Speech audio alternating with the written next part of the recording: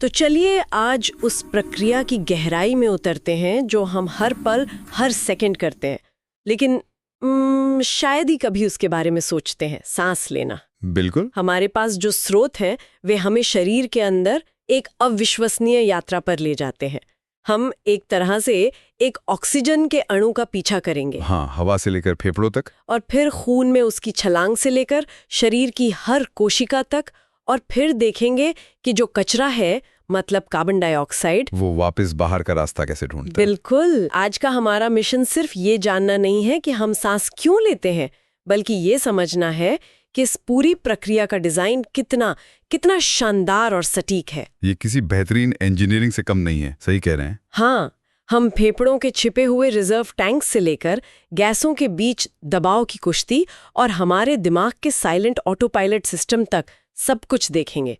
तो चलिए इस अदृश्य दुनिया को खोलकर समझते हैं। चलिए। अच्छा, तो शुरुआत करते हैं फेफड़ों से। मेरे मन में एक सवाल हमेशा से रहा है, अगर मैं पूरी ताकत लगाकर अपने फेफड़ों से सारी हवा बाहर निकाल दूं, तो क्या वे एक पिचके चुके गुब्बारे की तरह बिल्कुल खाली हो जाते हैं? ये एक बेहतरीन सवाल है और इसका जवाब है नहीं, कभी नहीं।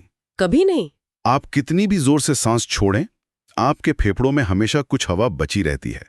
इसे कहते हैं अवशिष्ट आयतन या रेजिडुअल वॉल्यूम। अच्छा। ये करीब 1100 से 1200 मिलीलीटर होता है और ये एक, आप कह सकते हैं कि एक सेफ्टी फीचर की तरह है। सेफ्टी फीचर कैसे? अगर फेफड़े पूरी तरह पिचक जाएं, तो उन्हें दोबारा फुलाना बहुत बहुत मुश्किल होगा। साथ ही ये बची हुई हवा ये पक्का करती है कि जब आप सांस छोड़ भी रहे हों, तब भी खून में गैसों का लेन देन बनना हो। हाँ बिल्कुल, ये प्रक्रिया 24/7 चलती रहे। अच्छा, तो ये का बफर स्टॉक है। और जब हम गहरी सांस लेते हैं उसका क्या? जैसे बस पकड़ने के लिए दौड़ने के बाद हम हांफते हुए जो लंबी लंबी सांसें खींचते हैं, क्या वो सामान्य सांस से अलग है? बिल्कुल, आप एक बहुत ही महत्वपूर्ण बात कर रही हैं। सामान्य शांत सांस के अलावा हमारे फेफड़ों में एक इमरजेंसी रिजर्व टैंक भी होता है। Emergency reserve tank? हाँ, इसे तकनीकी भाषा में कहते हैं अंतःश्वसन सुरक्षित आयतन या इंस्पिरेटरी रिजर्व वॉल्यूम।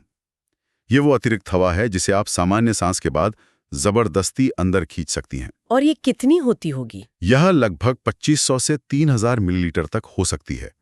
जब आप दौड़ती हैं या कोई मेहनत का काम करती हैं, तो आपका शरीर इसी रिजर्व टैंक का इस्तेमाल करता है ताकि मांसपेशियों को ज्यादा ऑक्सीजन मिल सके।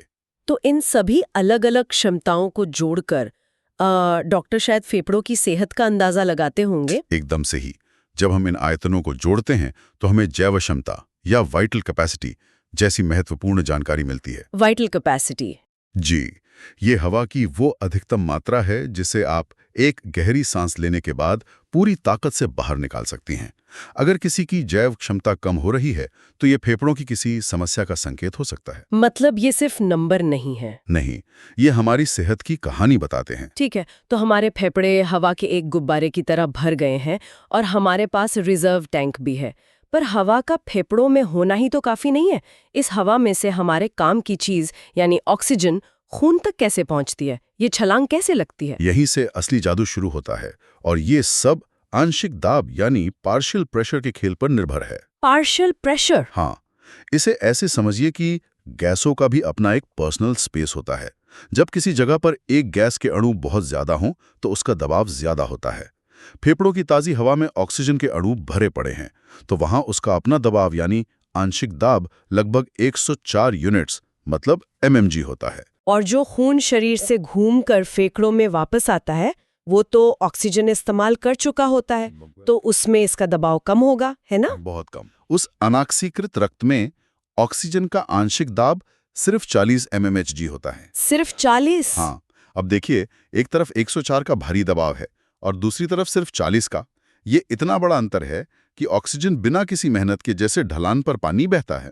ज्यादा दबाव यानी फेफड़े से कम दबाव यानी खून की तरफ दौड़ पड़ती है। वाह, तो ये सिर्फ भौतिकी का एक नियम है? बिल्कुल। कोई जादुई प्रक्रिया नहीं है? बिल्कुल। और कार्बन डाइऑक्साइड का क्या वो भी इसी खेल का हिस्सा है, लेकिन उल्टी दिशा में? हाँ, लेकिन यहाँ एक बहुत ही दिलचस्प मोड़ है।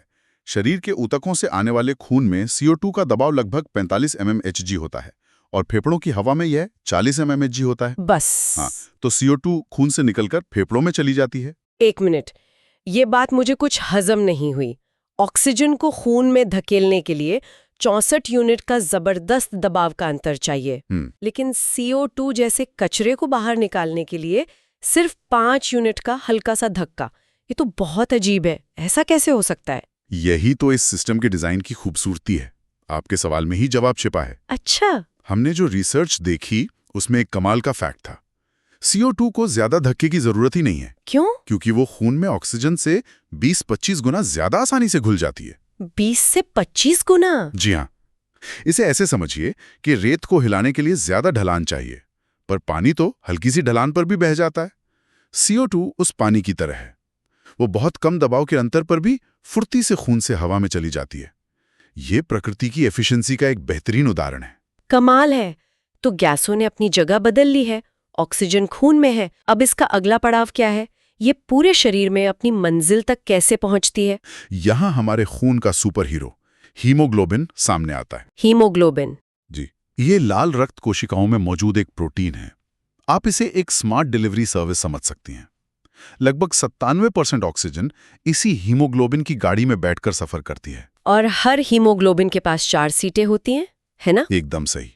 यानी वो ऑक्सीजन के 4 अणुओं को एक साथ ले जा सकता है। एक स्मार्ट डिलीवरी सर्विस, मुझे ये पसंद आया।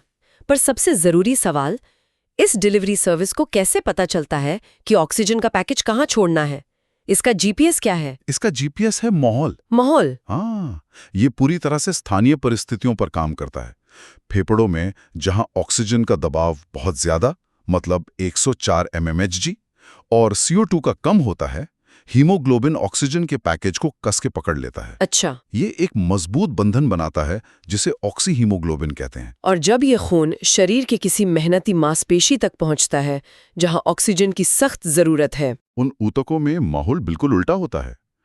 कोशिकाएं लगातार ऑक्सीजन इस्तेमाल कर रही होती हैं, इसलिए वहां ऑक्सीजन का दबाव गिरकर 40 mmHg रह जाता है। और CO2? साथ ही वे CO2 बना रही होती हैं, जिससे CO2 का दबाव बढ़कर 45 mmHg हो जाता है, और वहां का तापमान और एसिडिटी भी थोड़ी बढ़ जाती है। तो ये सब संकेत है? बिल्कुल। ये बदला हुआ माहौल ही हीमोग्लोबिन के लिए डिलीवरी कंफर्मेशन कोड है। इन संकेतों को मिलते ही हीमोग्लोबिन की ऑक्सीजन से पकड़ ढीली पड़ जाती है और वो अपना कीमती पैकेज ठीक वही छोड़ देता है जहां उसकी सबसे ज्यादा जरूरत होती है। मतलब ये पूरी तरह से ऑटोमेटिक है, मांग और आपूर्ति पर आधारित। क्या हमारे पास कोई आंकड़ा है कि ये डिलीवरी कितनी कुशल है? हाँ, इन पेपर्स के अनुसार सामान्य परिस्थितियों में हर 100 मिलीलीटर खून ऊतकों को लगभग 5 मिलीलीटर ऑक्सीजन देकर आता है। बस 5 मिलीलीटर? हाँ, अब CO2 की वापसी की बात करें तो वो थोड़ा अलग तरीके से यात्रा करती है। लगभग 20-25% तो हीमोग्लोबिन की गाड़ी में ही वापस आ जाती है, लेकिन इसका सबसे बड़ा हिस्सा करीब 70% एक बहुत ही चालाक तरीका अपनाता है। वो क्या है? वो खून में पानी के साथ मिलकर बाइकार्बोनेट आयनों में बदल जाता है। ये एक केमिकल ट्रिक है जिससे खून बहुत सारी CO2 को बिना ज्यादा एसिडिक हुए आसानी से फेफड़ों तक वापस ला सकता है। ये तो वाकई हैरान करने वाला है। लेकिन इन सबसे भी ज्यादा हैरान करने वाली बात यह है कि हमें इस सब के बारे में एक पल के लिए भी सोचना नहीं पड़ता। मैं आपसे बात कर रही हूँ और मेरी सांसें अपने आप चल रही हैं। बिल्कुल। जब हम सोते हैं तब भी ये सिस्टम बंद नहीं होता। इसका मैनेजर कौन है? ये ऑटो पायलट सिस्टम कैसे काम करता है? ये जिम्मेदारी हमारे नर्वस सिस्टम की है। हमारे मस्तिष्क के पिछले हिस्से में मेडुला नाम की जगह पर एक श्वसन लय केंद्र होता है। Respiratory rhythm centre. जी, ये हमारे शरीर का ड्रमर या मेट्रोनोम है। ये लगातार एक तय ताल पर सिग्नल भेजता है, जिससे हमारी सांस लेने और छोड़ने की मांसपेशियां सिकुड़ती और फैलती हैं और एक नियमित लय बनी रहती है। लेकिन हमारी सांस की लय हमेशा एक जैसी तो नहीं रहती। जब हम सीढ़ियां चढ़ते हैं तो ये ड्रमर तेज बजाने लगता है। इस ताल को कौन बदलता है? बहुत अच्छा सवाल। इस ड्रमर के ऊपर एक म्यूजिक डायरेक्टर भी बैठा है। अच्छा। मस्तिष्क के पॉन्स नाम के क्षेत्र में एक और केंद्र होता है जिसे श्वास प्रभावी केंद्र कहते हैं। Pneumotaxic centre. हाँ, इसका काम है लय केंद्र को जरूरत के हिसाब से फाइन ट्यून करना। जैसे ये सांस लेने की अवधि को कम करने का संकेत दे सकता है, जिससे सांस लेने की दर अपने आप तेज हो जाती है। ये एक तरह का ओवरराइड सिस्टम है। तो जब हम ऊंची पहाड़ी पर जाते हैं और हमारी सांस फूलने लगती है तो क्या ये सिस्टम इसलिए तेजी से काम करता है क्योंकि हवा में ऑक्सीजन की कमी है? क्या ऑक्सीजन की कमी ही असली ट्रिगर है? ये एक बहुत ही आम धारणा है, लेकिन जो स्रोत हमारे पास हैं वे कुछ और ही कहानी बताते हैं। क्या? उनके अनुसार सांस की लय को नियंत्रित करने में ऑक्सीजन की भूमिका बहुत ही महत्वहीन है। बहुत ही महत्वहीन? हाँ ये सुन के तो झटका लगा। हाँ, असली ट्रिगर ऑक्सीजन की कमी नहीं, बल्कि खून में कार्बन डाइऑक्साइड और हाइड्रोजन आयनों का बढ़ना है। क्या कह रहे हैं? तो हमारा शरीर ऑक्सीजन लाने से ज्यादा कचरा बाहर निकालने को लेकर चिंतित है? बिल्कुल, हमारे मस्तिष्क में ही एक रसोसंवेदी मतलब कीमोसेंसिटिव केंद्र है, जो CO2 और एसिडिटी के स्तर के लिए एक अलार्म सिस्टम की तरह काम करता है। Alarm system? हाँ, जैसे ही खून में CO2 का स्तर हल्का सा भी बढ़ता है, मान लीजिए व्यायाम की वजह से, यह अलार्म बज उठता है। ये तुरंत लय केंद्र को संदेश भेजता है, सांसें तेज करो, हमें इस अतिरिक्त CO2 को बाहर निकालना है। कमाल है। ये एक शानदार फीडबैक लूप है जो हमारे खून के रासायनिक संतुलन को हर पल बनाए रखता है। अब जब हम ये समझ गए हैं कि ये सिस्टम कितना सटीक और संतुलित है, तो ये देखना भी जरूरी है कि जब इस शानदार मशीनरी में कुछ गड़बड़ होती है तो क्या होता है। हाँ, इन स्रोतों में कुछ सामान्य विकारों का जिक्र है। एक है दमा यानी एस्थमा। अस्थमा? इसमें हमारे वायु मार्ग यानी श्वसनी में किसी एलर्जी या अन्य कारण से सूजन आ जाती है। इसे ऐसे सोचिए कि हवा के पाइप अंदर से सूजकर संकरे हो गए हैं। अच्छा। नतीजा, हवा को अंदर बाहर जाने में मुश्किल होती है और घरघराहट की आवाज आती है। और धूम्रपान के बारे में भी बताया गया है, जो फेफड़ों को सीधे तौर पर नुकसान पहुंचाता है। हाँ, उससे जुड़ी एक बड़ी बीमारी है वातस्फीति या एम्फसीमा।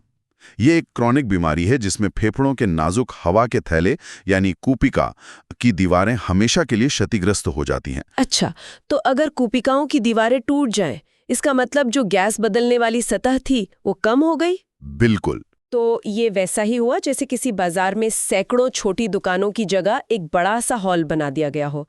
कुल जगह शायद उतनी ही दिखे, पर सामान खरीदने बेचने के काउंटर ही खत्म हो गए। इससे बेहतर तरीके से इसे नहीं समझाया जा सकता। आपने एकदम सही समझा। सतह का क्षेत्रफल घट जाता है, जिससे शरीर को जरूरत के मुताबिक ऑक्सीजन नहीं मिल पाती और CO2 बाहर नहीं निकल पाती। और धूम्रपान इसका सबसे बड़ा कारण है। सबसे बड़ा और सबसे आम कारण।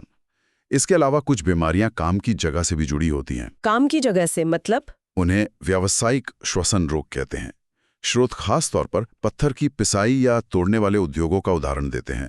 वहां काम करने वाले लोग लगातार धूल के छोटे छोटे कणों में सांस लेते हैं। ओह! लंबे समय तक ऐसा होने पर शरीर का डिफेंस सिस्टम हार मान लेता है और फेफड़े प्रतिक्रिया में रेशेदार ऊतक बनाने लगते हैं। रेशेदार ऊतक?